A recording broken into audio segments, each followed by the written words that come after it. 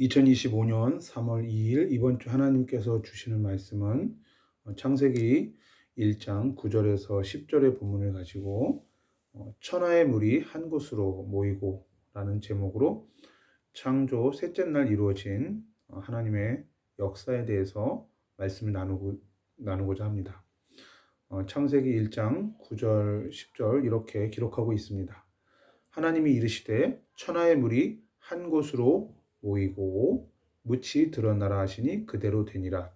10절 하나님이 묻을 땅이라 부르시고 모인 물을 바다라 부르시니 하나님이 보시기에 좋았더라.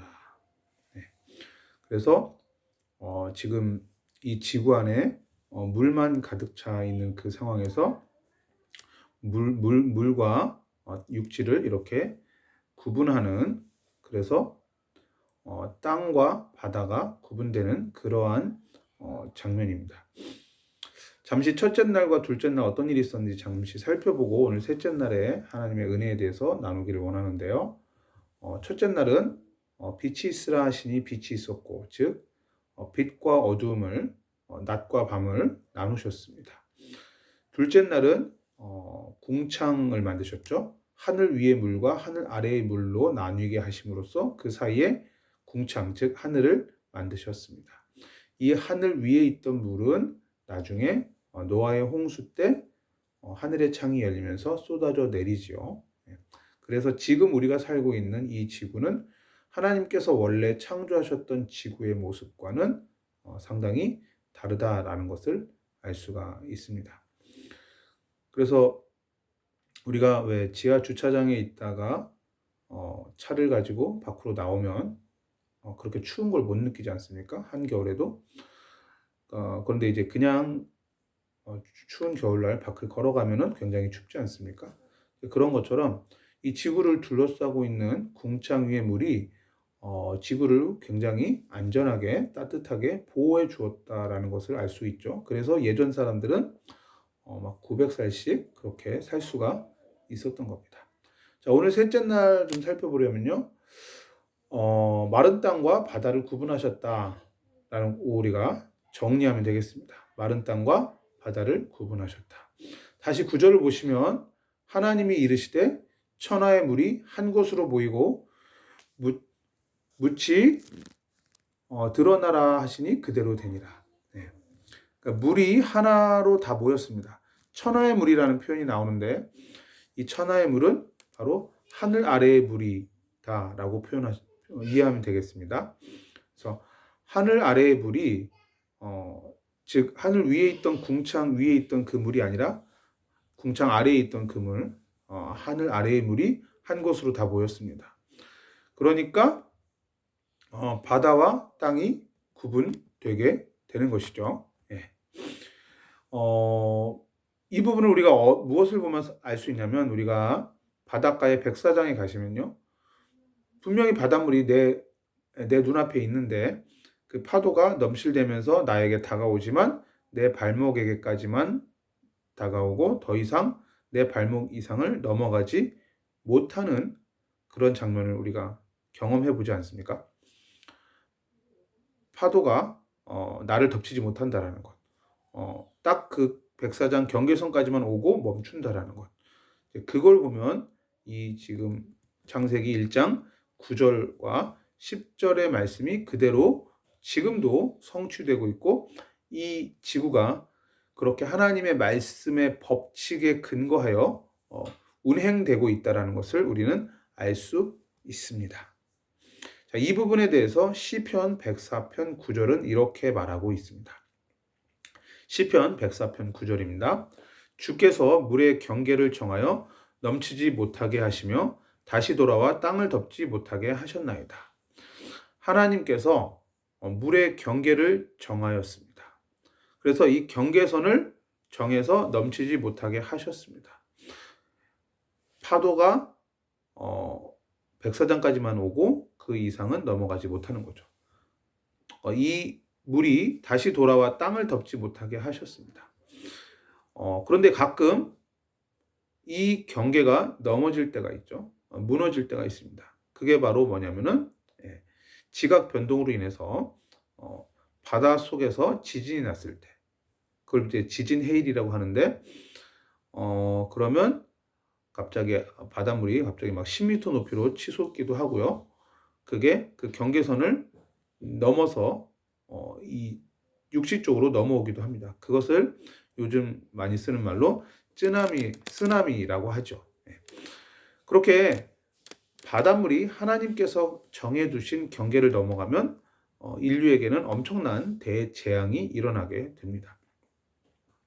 2011년 3월 11일 날 일본 동부에서 있었던 그 쓰나미 기억하시죠? 그리고 약 지금부터 한 20몇 년 전에 있었던 20년 전에 있었던 저 인도네시아 반다아체 지역에 있었던 또 쓰나미 기억하실 겁니다. 그런 것처럼 하나님께서 정해두신 그 법칙 안에서 우리가 살아갈 때 우리는 가장 행복하고, 또 이 땅의 모든 것들이 지금도 그렇게 하나님이 정해두신 법칙 안에서 모든 것들이 운행되고 있다는 사실을 우리가 꼭 기억해야 된다라는 것입니다. 하나님은 우리에게 가장 최고의 것을 주십니다. 만약에 이 경계선이 무너지면 아까 말했던 것처럼 그렇게 쓰나미 같은 대재앙이 일어난다는 겁니다. 그러므로 하나님께서 물의 경계를 정하여 넘치지 못하게 하시며 다시 돌아와 땅을 덮지 못하게 해주신 이 시편 104편 9절의 말씀이 오늘을 살고 있는 우리에게 얼마나 큰 하나님의 은혜인지를 우리는 알 수 있는 것입니다.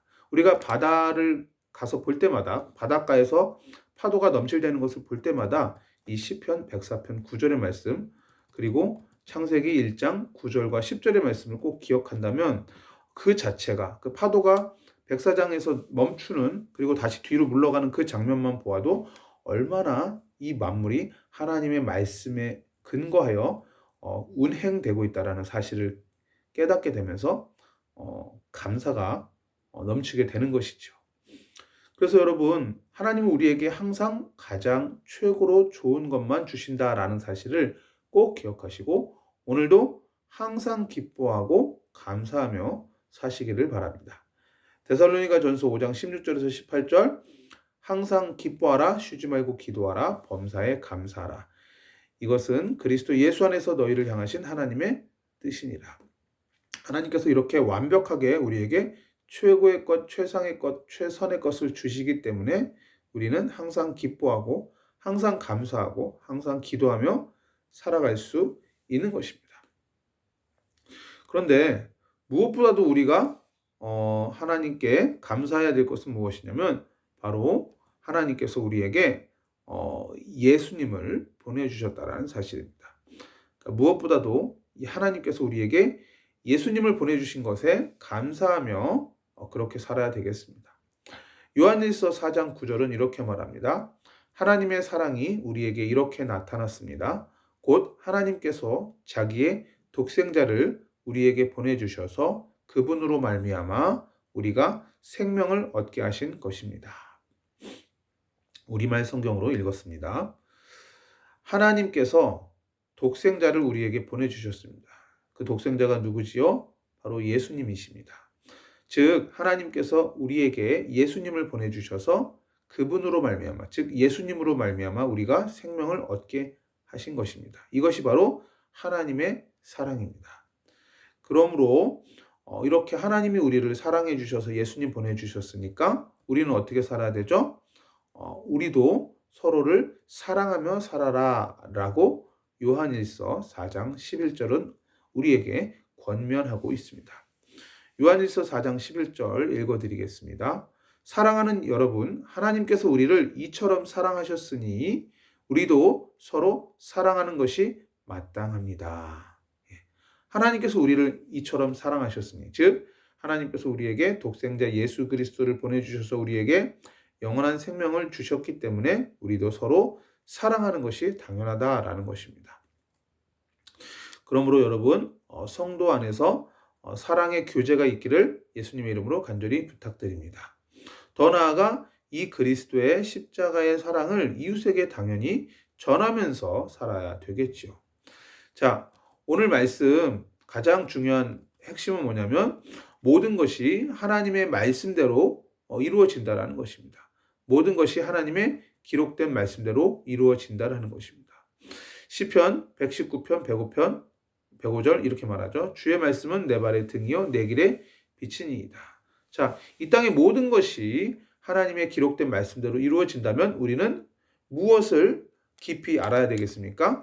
예, 하나님의 말씀을 깊이 알아야 되겠습니다. 그러므로 우리가 더욱더 열심히 2025년도에 성경을 읽으시고 또 성경을 읽을 때마다 이 읽은 성경을 깨달을 수 있도록 기도하시고 또 그 말씀을 묵상하시고 또 우리가 말씀 들을 수 있는 기회를 놓치지 마시고 예배 때마다 매 순간순간 하나님께서 주시는 세미한 성령의 음성을 들으시고 또 하나님께서 나에게 깨닫게 해주시는 그 감동을 주시는 성경의 말씀대로 온전히 순종하시는 저와 여러분들 다 되시기를 예수님의 이름으로 간절히 축원을 드립니다. 기도하겠습니다. 하나님, 오늘 창세기 1장 9절에서 10절의 본문을 가지고 천하의 물이 다 한 곳으로 모이고 라는 제목으로 하나님의 말씀을 나누었습니다. 오늘 바닷물과 땅이 서로 분리되는 그러한 하나님의 제3일째 되는 창조의 역사를 살펴보았습니다. 하나님께서는 경계를 정하사 이 물이 그 경계를 넘어오지 못하게 하시고 그렇게 함으로써 우리 인류가 살아갈 수 있는 터전을 허락해 주셨습니다. 이러한 하나님께서 허락해 주신 법칙이 무너질 때는 엄청난 인류의 대재앙이 오는 것을 우리가 쓰나미를 통해서 여러 번 확인을 했습니다. 주님, 우리에게 하루하루 주시는 이 일반 은총 안에서 우리가 살아가게 해주신 하나님 은혜에 참으로 감사를 드립니다. 더 나아가 우리에게 특별한 은총인 예수 그리스도를 통한 죄사함과 영생의 축복을 주신 것 참으로 감사를 드립니다.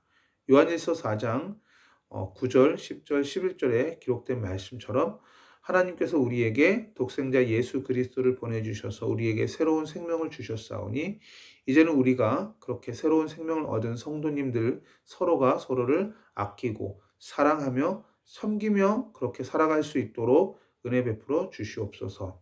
더 나아가 아직까지 그리스도 예수의 십자가의 사랑을 경험하지 못한 이웃들에게 길이요 진리요 생명 되신 예수님, 우리의 모든 죄를 대신 담당하신 예수님을 전할 수 있도록 은혜 베풀어 주시옵소서.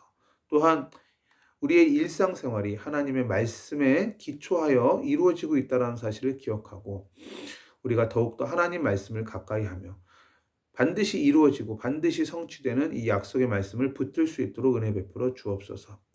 그렇게 하기 위해서 더욱더 하나님 말씀 열심히 읽게 하여 주시고 열심히 말씀 가지고 기도하게 하시며 열심히 말씀 가지고 묵상하게 하여 주시며 또한 말씀을 들을 기회가 있다면 예배 때마다 그 기회를 놓치지 않고 말씀 잘 듣고 또 깨닫게 하여 주시며 성령 하나님께서 감화 감동 주셔서 그 깨달은 말씀 그대로 또 순종하며 살아갈 수 있도록 은혜 베풀어 주옵소서.